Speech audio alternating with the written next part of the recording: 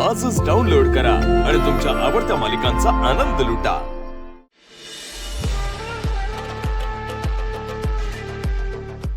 हे काय मॉम गुरुपौर्णिमेच्या शुभेच्छा।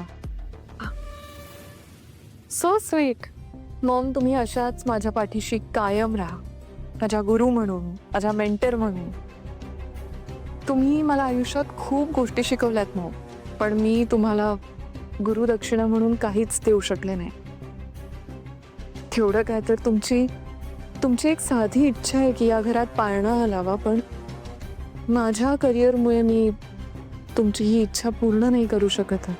बरोबर बोललीस तू की माझी खूप वर्षापासूनची ही इच्छा आहे, आपल्या घरात पाळणा हलावा, पण त्यासाठी मला कुणाला त्रास नाही द्यायचा। तू हे तुझ्या इच्छेविरुद्ध करावंस असं माझं अजिबात म्हणणं नाहीये, मला ते आवडणार नाही। हा, पण भविष्यात तुला स्वतःहून इच्छा झाली आणि तू माझं हे स्वप्न पूर्ण केलंस तर मला खूप आवडेल, कारण तू माझी लाडकी सून आहेस। आणि असं जर का झालं तर मग मी समजेन मला माझी गुरुदक्षिणा मिळाली।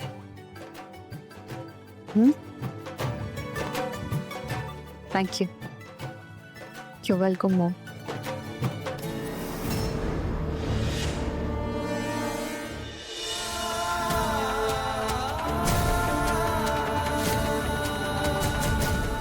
तुझा खोटेपणा लपणार नाहीये,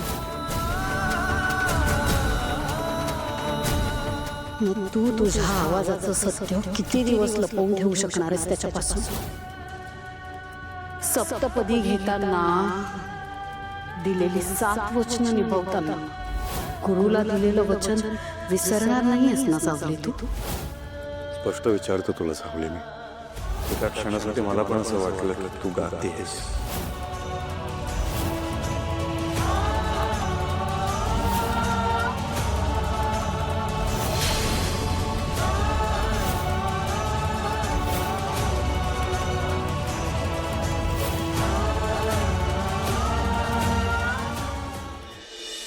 नाही, काहीच चान्सेस नाही, तुम्ही आई होऊ शकत नाही।